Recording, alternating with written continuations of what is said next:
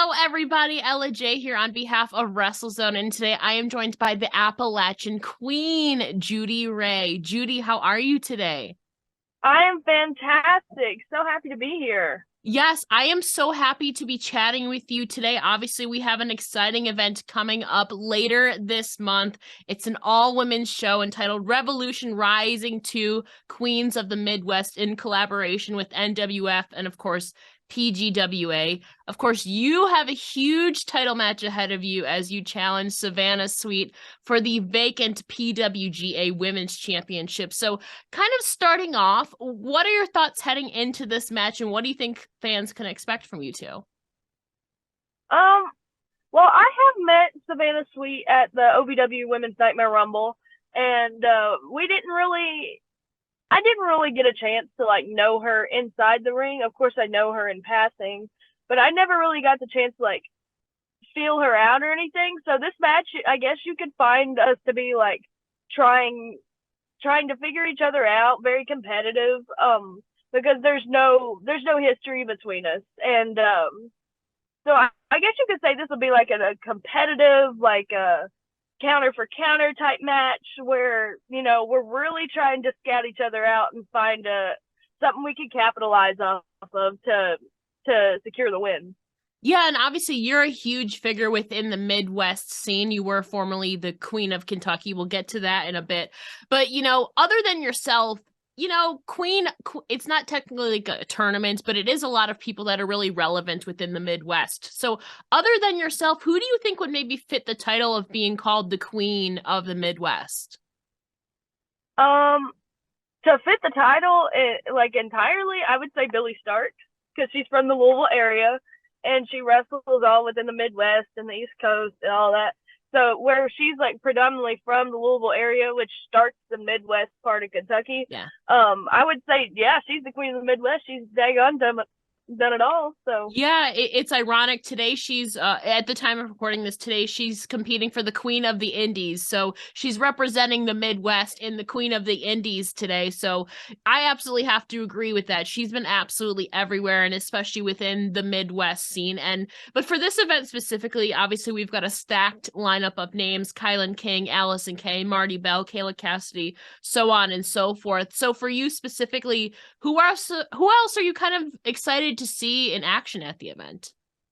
definitely Kylan King because she was one of my first few matches when I wrestled her at Imperial Pro Wrestling, and I wrestled her against Dream Girl Ellie, and then let's see, Marty Bell, she's on there, and Allison Kay. I've never met them before.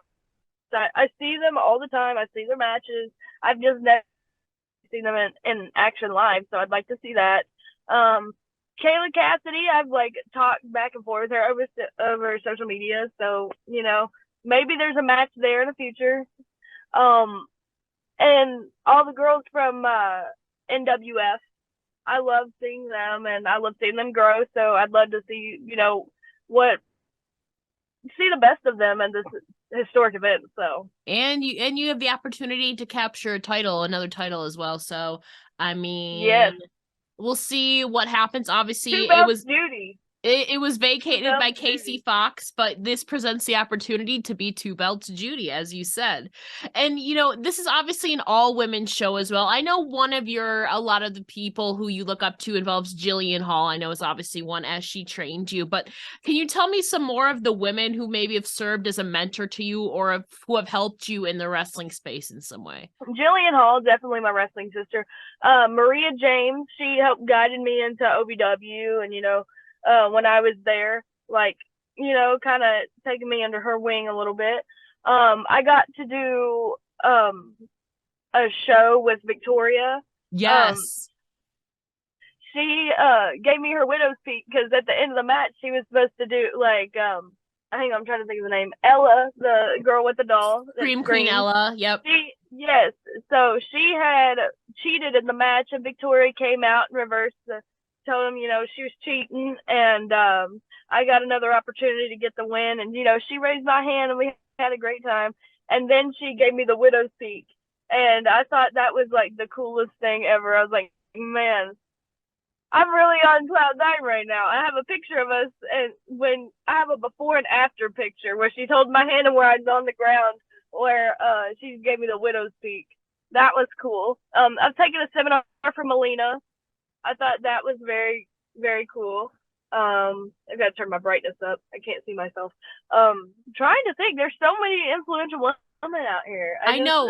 So I'm curious. All right. Melina obviously is been in about 2 decades now, almost. What were some of the things that you learned from that seminar with her? I definitely learned, like, she's very passionate about the storytelling and Yes. talking about, like, making a moment, making history and stuff. That really spoke to me when I took her seminar. She's very she focuses very much on moments, making moments happen, making reactions, and displaying like real emotion. I also got to wrestle Angelina Love, and she was another person that like I got to learn a lot from. You know, she took very good care of me in the ring, and very professional, very taught me like you don't have to, you can still do things that you want to do and make a fantastic moment without killing yourself. Like, I learned so much from all these respective veterans, and I'm so grateful that I get the opportunity to do so. Yeah, and even this weekend, I mean, Allison K, Marty Bell they've been in the ring for 10 years now, so it's kind of another opportunity to kind of be at the same event as those people. But you kind of talking about learning, you recently said in an interview that you've been really focused on fine-tuning your craft. We'll talk more about the character aspect and what you've done over the last year in a minute, but can you tell us more about some of the other ways that you've been honing your craft as it pertains to wrestling? So I've taken different approaches as of the past few months. Like, I've everybody notices on my page, like I've been going to the gym, getting into different types of lifting and working out, like increasing my cardio, building up my muscle more, and then I train with different people throughout the week. I've been switching up my training as far as wrestling. And then I recently just got an acting coach to help me with my promos and my character. I pay like $25 an hour to sit down with my acting coach once a week, and help evolve. Yeah, so I've just taken like an acting approach, a fitness approach, a wrestling approach. I'm just trying to tie it all together to like bring Judi Rae as a product and as a brand that a major company would want to sign. Yeah. I feel like that's a different way to do it, because everybody's just using the wrestling approach. Everybody's just using the social media approach. Everybody's just using the modeling approach. Who uses the acting and the fitness and like taking a bit from everything? Yeah. Like, I feel like that's a different way to get over. Yeah, and I mean that's an interesting, some people come from the acting or theater background, so some people already have it, but you're making an active and conscious effort to kind of further hone your craft. I'm curious, what has been one tip or like piece of advice this acting coach has given you that's been really helpful to you so far? Ooh, I have a whole journal, and all my promos I write down after I shoot my I write down my promos and what I'm going to say and my facial expressions, and to give myself more of an actor's, because I used to do musical theater and competitive theater, so I have an acting background. I don't know why it didn't come back to help me, because I'm used to being told this is what you do, this is how you do it, and you're to act this way, dress this way. So I figured if I step back into it, that might be able to help elevate me in a different way. So I was like, let me go back to where the scripts were, where in acting, where there was a script, I write out my script and act it out as if I was doing theater. And it's helped me so much more with my promos. I don't know if you've seen my recent promos, but those are all ones that I've produced with my acting coach. And with each promo, you notice something else is coming up, something else is coming up. So what was the original question? Because I completely forgot. A great piece of advice that she's given me is to, and the scene starts in your mind. Everything you're about to deliver, the scene, the setting, what you're going to say, what you're doing, you have to think what was your past self doing in order to talk about your present self, to tell everybody what your future self is going to do. You have to have the past, present, and future, and you have to set it all in your mind before you speak. Well, speaking of your past self, like I said, you've undergone some changes over the last year as it pertains to your ring name, your moniker, and your overall look, which, by the way, I wore red just for you today since you frequently wear red on top at least. Yay! So, Red, blue. Exactly. So can you kind of tell us what prompted these changes kind of across the board for you? You've kind of changed everything. So everybody knows I started out as the Queen of Kentucky, as a Yes. happy Kentucky girl, smiling, waving, just so happy to be here. And then that just kind of, I was like, where am I really going with this? Colby and I had split up. So I was like, okay, I've got to find something for me because I don't know. I just wasn't feeling the Queen of Kentucky. I mean, I would feel the Queen of Kentucky right now because I'm the Appalachian Queen right now. But that just wasn't a time in my life where that wasn't happening. And then I was like, what about my Native American heritage? I'm a Blackfoot Siksika from Canada, the tribe from Canada. And I was like, what if I do like something involving my heritage?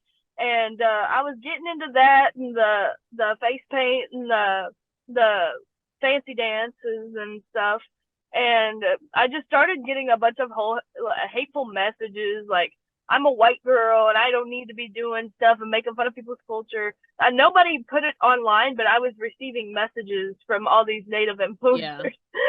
I was like, okay, well, I guess I'll wrap this up. But I'm still a proud Native to represent.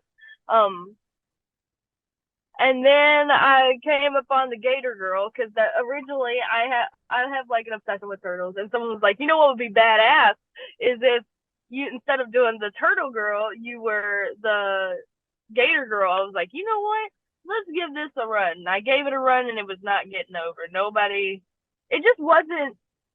I mean, it's a cool gimmick, but it's not for someone who's from the mountains. Fair. That's for someone who lives down in Louisiana or Florida. Yeah. Or Australia, somewhere where there's gators and crocs. And then my good friend Casey King, the original Appalachian Dream, had retired the moniker and became Squeaky Clean Casey King. He's retired now, but if there wasn't a Casey King, there wouldn't be a Judi Rae in a sense, because he's one of those people that helped guide me from my area. But so I came up on the Appalachian Dream. I'm like, I can actually kind of run with this because I come from a blue collar family, a union working family. We work paycheck to paycheck. We're a bunch of rednecks that live out the back roads, and we live in Appalachia. I was like, this could actually work. So I started the character wearing overalls and a plaid shirt because I was like, this is supposed to represent the working people. Yeah. My dad wore overalls. He was rip to my dad. He passed away a couple months ago. But he wore overalls and steel-toed boots, and he was a crew driver, a transport driver on the railroad.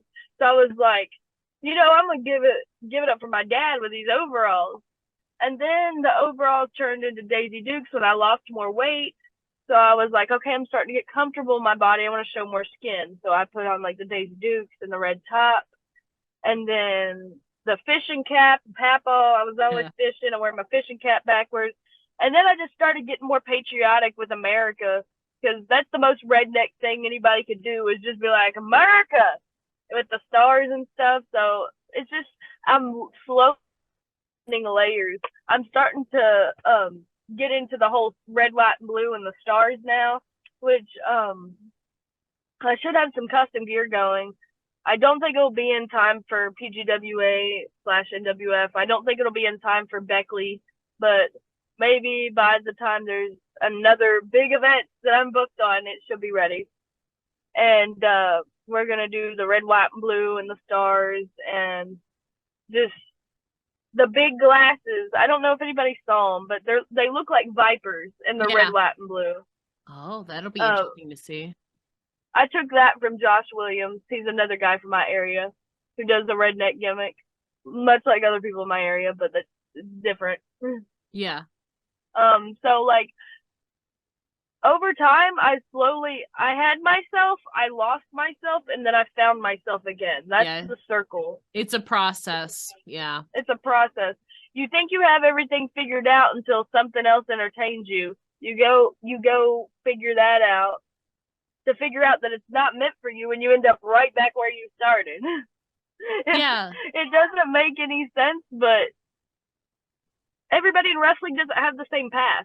No, and kind of just like acting, you know, roles change, you're being fluid with it. It's all, especially in kind of the early stages, the developmental stages of your career, like you're going to experiment. I don't think anybody kind of goes in with an exact image of what they want. And sometimes even what you want, like you said, maybe not get over, but you know, you tried, you go, sometimes you have to go back to the drawing board, and here we are now. You did recently elevate your nickname from the Appalachian Dream to the Appalachian Queen.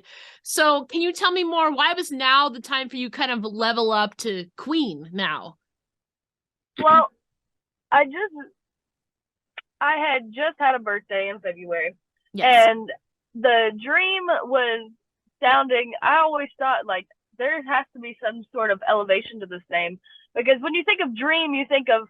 I always well to me when I think of dream, I think of myself as a child dreaming of everything I want to be. Okay. I'm a girl from Appalachia that dreams, but I'm already living my dream. So now Yeah. that I'm living my dream, I'm the queen because I'm owning everything I do, and I'm from Appalachia, and I look damn good doing it, by God.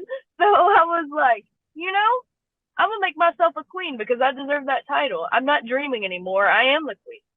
Yeah. And I feel like that kind of encompasses like not reach the final step, but you finally kind of honed in on what you want. So kind of that Yeah. final step, like you said, taking that step up, but obviously you've now found your character, you've found your nickname. I'm curious, you changed your name as well from Judy Hendricks to Judi Rae. Now, Rae could be a middle name. I don't know. Does Rae hold any significance to you, or how did you settle upon that last name?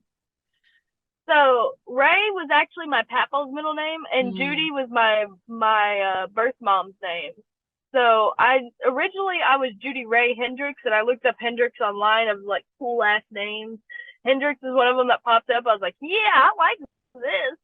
Um, so and then I took Ray out and made myself Judy Hendricks, and then Judy Hendricks was just when I became the Appalachian Dream. That didn't really sound too country. You have Judy Hendricks. That makes you think of like rock and roll kind of country. yeah, because Jimi Hendrix, yeah. Yeah. So when you hear Judi Rae, that makes you think like, man, this girl's got like ribbons in her hair and pigtails and um farmer's daughter type thing. I don't know. I feel like Ray just sounds so country, It does. and I'm like the ultimate country girl. So I felt like the Judi Rae, Doug Basham helped me like put that name back together. I was like, I used to be Judi Rae. He's like, that's it. That's your name. That's over. I feel I like was like, all right. it works. And for me, like just both Judy and Ray together just seem country to me. If does that make sense? So I feel like it definitely fits you. Yes. Um I when I started wrestling, I originally thought like I was gonna have like a such a southern name, like such a double southern name. Yeah. I did not envision myself as a Judi Rae. But here I am. Here you are. Now, Judi Rae and you as a person strike me as someone who is relatively fearless, I would say. Would you agree with that statement? um Judi Rae the character I would say is fearless, tough, redneck, backwoods, like just doesn't give a crap, go throw down anytime.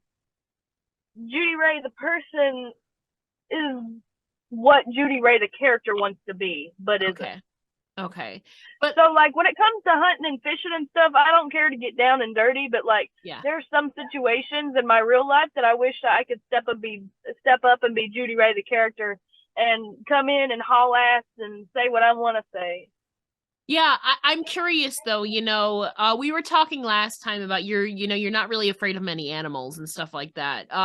But what has been the most daring or maybe adventurous thing that you've done in general as Judi Rae the person? Um Most daring thing I've done as a person. I would say getting down in a bunch of murky water and swimming with a bunch of the snapping turtles that are above water because they come up for air and then they go back down to the water. I would say the most daring thing I've done is gotten a creek full of murky water and you can't see if there's water snakes or snapping turtles in it. And I went hand fishing. I caught a snapping turtle sideways and it almost reached around and like bit my arm. But that's like gotta be the most crazy thing I've ever done. Have you gotten bit by one before actually? No, it's reached out to bite me, but I pulled my hand away in time. Okay. Yeah. That's good. No, but I have held I've never caught a catfish, but that's the goal one day.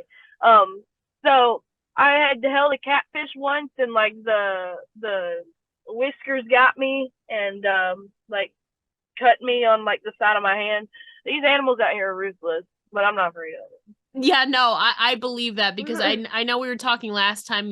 I think you still have your pet tortoise, is what it is, and we were Donnie's still living. We were mentioning gators and stuff like that, and obviously hunting and all that. So, kind of a final question. Your goal was in real life is to hunt a catfish. When it comes to other personal and professional goals, what are you hoping to accomplish in the near future?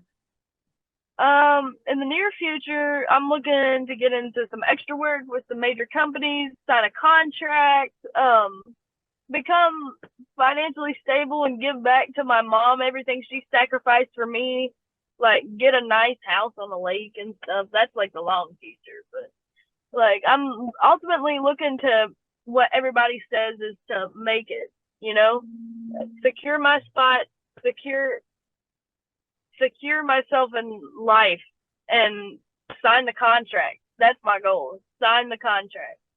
Yeah, we dream big. Everybody has a different interpretation of making it, but I feel like you're steadily working your way up. You have found your character, so I feel like you can really only go up from here, Yes.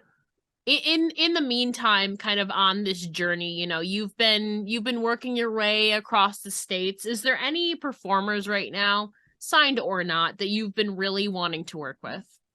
I want to work with Natalya, hands down. Oh yeah. Natty is such a good wrestler. Wrestler's wrestler. I'm like, daggone. I like the chain wrestle on the ground and hold the variation. I love that kind of wrestling. I want to wrestle Natty. Well, and Becky Lynch too, because she's a fantastic storyteller. Yeah, I know Natalya kind of has her own little dungeon going on in Florida where a lot of the wrestlers kind of train. So maybe I thought that was in Canada. So we call it the Dungeon 2.0. There is the actual dungeon in Canada, but she also has one. I think it's at her house or near her house. That's called the Dungeon 2.0, where her and TJ, I know Liv Morgan's worked there. A couple of the other indie stars have worked there. So, I mean, she's got her own little Dungeon 2.0 going on. So maybe if you make your way to Florida. I'm going to have to stop by. Mm-hmm. Just pull up. To stop by. Oh, that's funny. But Judi, before we let you go, can you please tell the listeners where they can find you on your social medias? You can find me on all social media, TikTok, Twitter, Instagram, at Wrestler Judi Rae. Well, Judi, the wrestler, the Appalachian Queen, you still have that dream going on, but you've elevated to the Appalachian Queen. Judi, thank you so much for joining me here today. Thank you very much for having me.